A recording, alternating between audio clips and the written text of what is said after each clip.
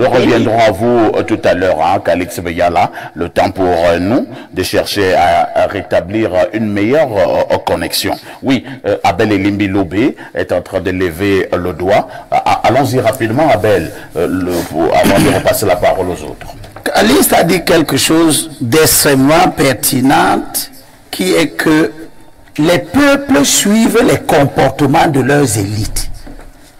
C'est la preuve que il y a dans les comportements que nous observons, il y a une organisation.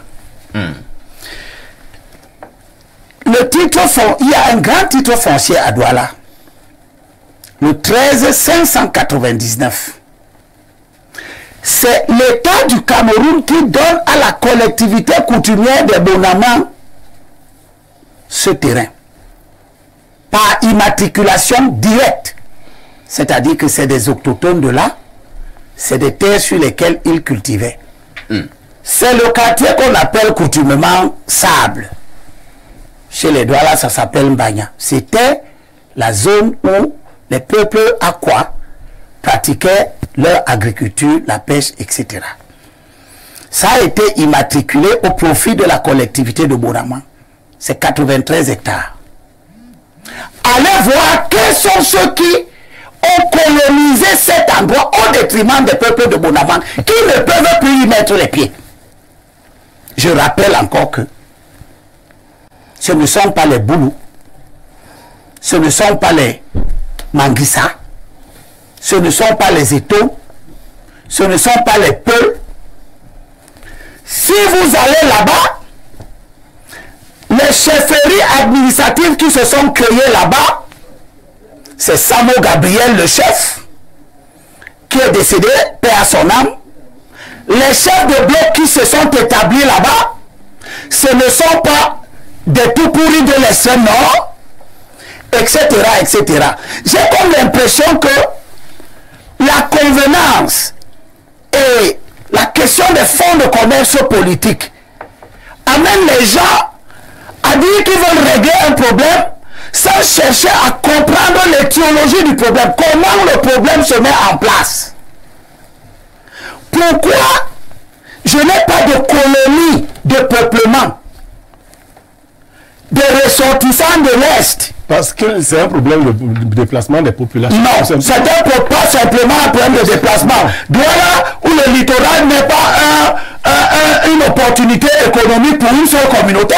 Non, ben voilà. Il s'agit donc de la facilité pour certaines communautés à se déplacer. Non, peut-être. Oui. Mais je ne peux pas croire qu'un État normal considère que certaines communautés ont plus de facilité que d'autres à pratiquer l'exode rural.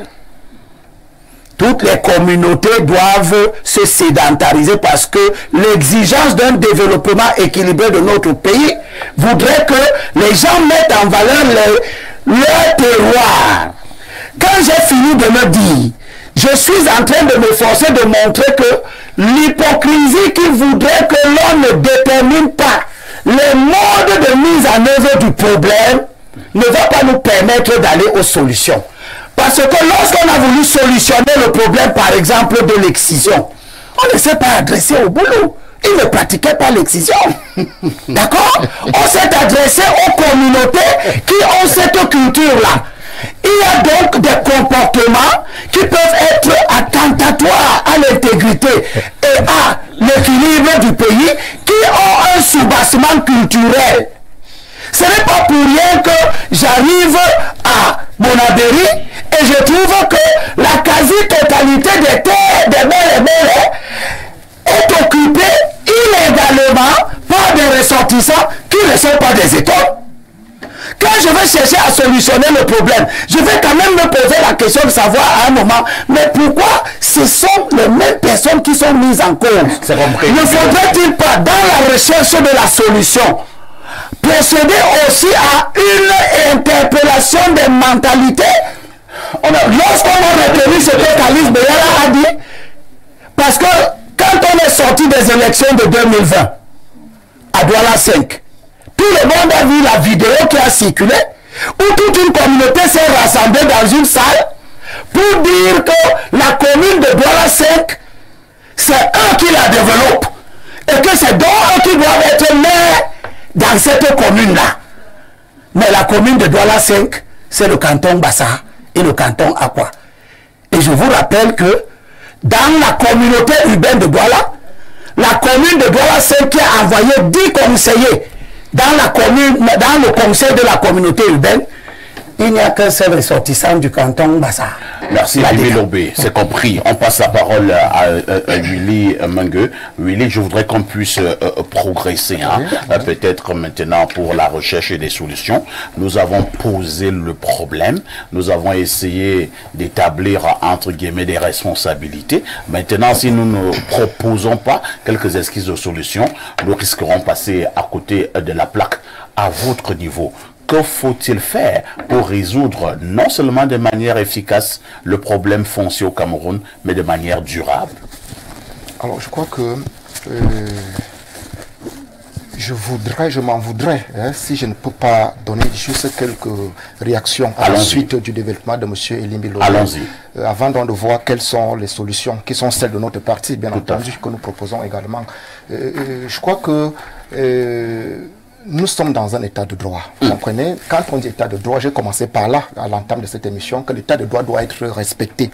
La Constitution, elle est claire. Vous avez d'ailleurs évoqué un élément tout à l'heure en disant que le préambule a dit ceci, n'est-ce pas? Tout homme a le droit de se fixer en tout lieu et de se déplacer librement, sous réserve des prescriptions légales relatives à l'ordre, à la sécurité, à la tranquillité publique. Se fixer en tout lieu voudrait dire quoi? Quand je suis ici, je suis ressortissant d'un commune, je me retrouve à Garoua. Je me fixe à Garoua. Me fixer à Garoua ne me décape pas de certains droits ou de certaines libertés. Je me fixe à Garoua avec la possibilité d'exercer ma liberté culturelle, ma liberté économique, ma liberté politique. Parce qu'il y a un problème là, vous comprenez? Oui. Vous êtes ressortissant de la Léquier, vous retrouvez à Douala.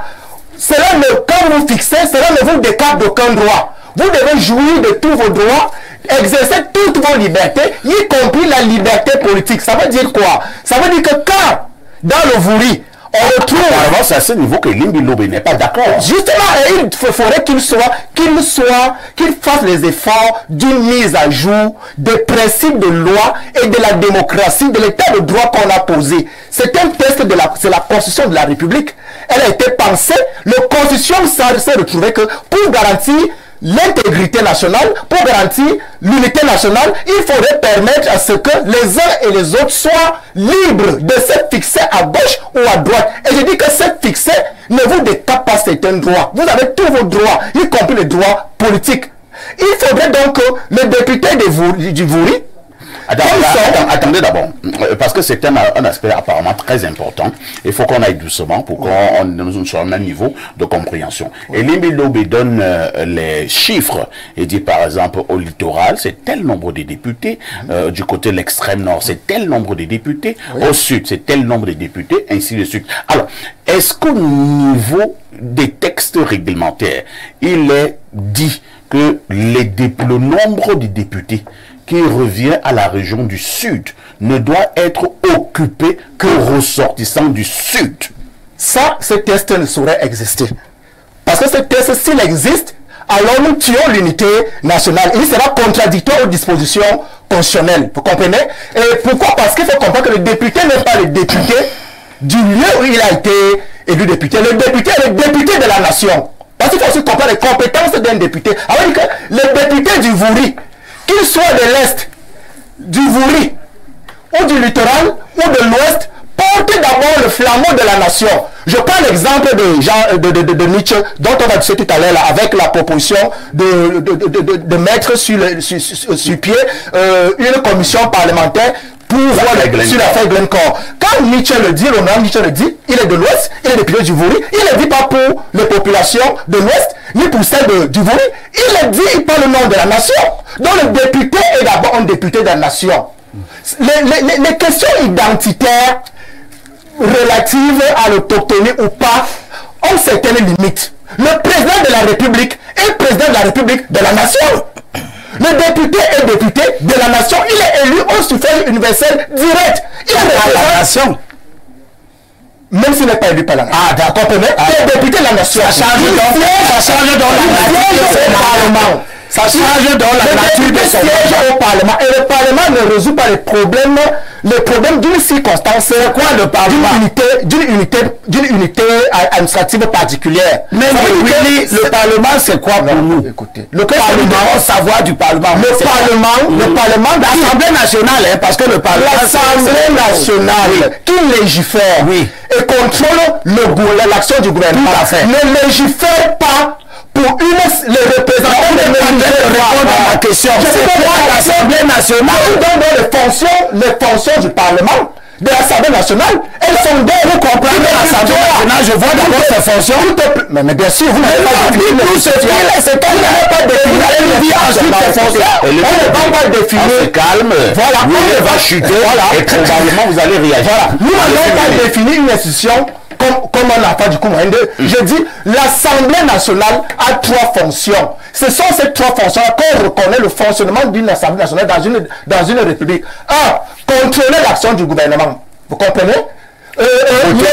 Voter les lois et mettre sur pied les enquêtes parlementaires, par exemple. Vous comprenez? Alors, quand on vote les lois, les députés du Vouri ne votent pas les lois du Vouri exclusivement. Ils votent les lois qui vont permettre à ce que la nation tout entière, l'État fonctionne. Très bien. Vous comprenez? Donc ça veut dire que il faudrait, je comprends bien les préoccupations de Lim Lobin, mais il faudrait que M. Lim le comprenne que Douala, on parle quand même de Douala ou de Yaoundé. C'est notre plus grande ville. Donc il y a la pression, il y a la compétition. Vous ne feriez mieux de permettre à ce que, comme Blaireau l'a dit, que les populations de Douala, du littoral dans l'ensemble, soient à la mesure de la compétition. Ils ont les autochtones. Les autochtones, ils existent. Les autochtones, bon, les autochtones de Douala, faut pas.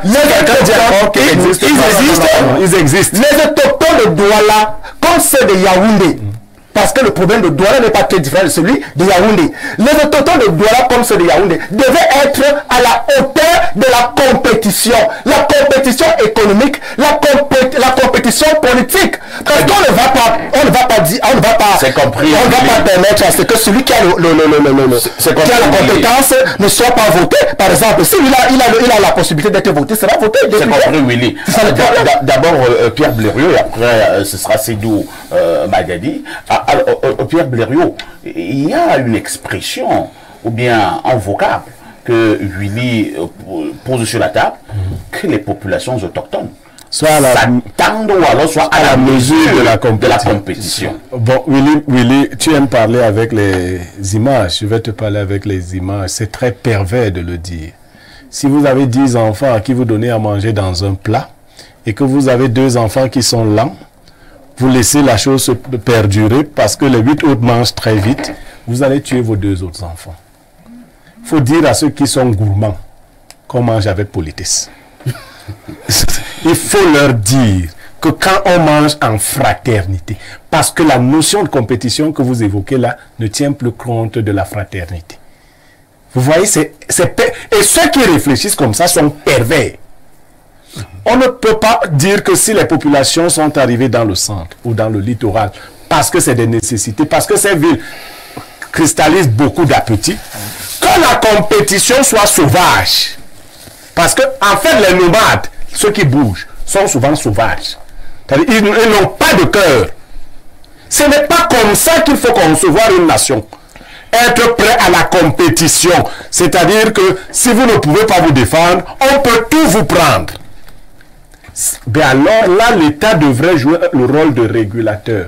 Dans d'autres circonstances, l'État fixe des quotas qui font que même l'appétit de ceux qui veulent aller à la compétition soit réduit. Vous voyez l'image que je vous présente dans le plat, vous direz donc que, voilà, que chacun mange devant lui-même. Celui qui mange très vite, quand il a fini de manger tout ce qui est devant lui, dépose sa cuillère. Il ne continue pas de manger devant tout le monde. C'est très important. Cette forme de compétition fait en sorte qu'on garantisse un minimum de sentiment social, national. Si on enlève ces garanties-là, nous parlons de Douala et de Yaoundé. Vous êtes du Sud. Mais la problématique attend tout le monde dans ces cas-là. Parce que lorsqu'on aura vidé Douala, Peut-être que les gens de Douala, qui n'auront donc pas été très prêts à la compétition, auront appris à côté de ceux qui étaient prêts à la compétition. Ils viendront donc dans le sud. Vous montrez ce qu'ils ont appris. Donc, ou alors ce qu'ils ont subi dans le littoral. Non. Parfois, ici, je crois qu'on s'est bien compris. L'État doit garantir des quotas aux populations autochtones dans la représentation nationale. Et c'est très important. Je vais chuter là parce que cette question préoccupe Elimbi Lobé. On ne peut pas dire, et je l'avais déjà démontré ici par le passé, que pour représenter les littoraliens, il y a seulement des gens qui ont la force de la compétition qui parlent au nom des littoraliens. Non, ce n'est pas hygiénique. De même que j'ai dit sur d'autres situations, ce n'est pas hygiénique. Et si des gens organisent une telle perspective, elle n'est pas bonne. Et je sais qu'au fond d'eux, vous savez parfois ici, quelqu'un efface les messages sur un téléphone portable parce qu'il sait que les échanges sont mauvais. Même s'il y a des gens qui organisent cela, eux-mêmes ressentent à leur fort intérieur que cela n'est pas hygiénique.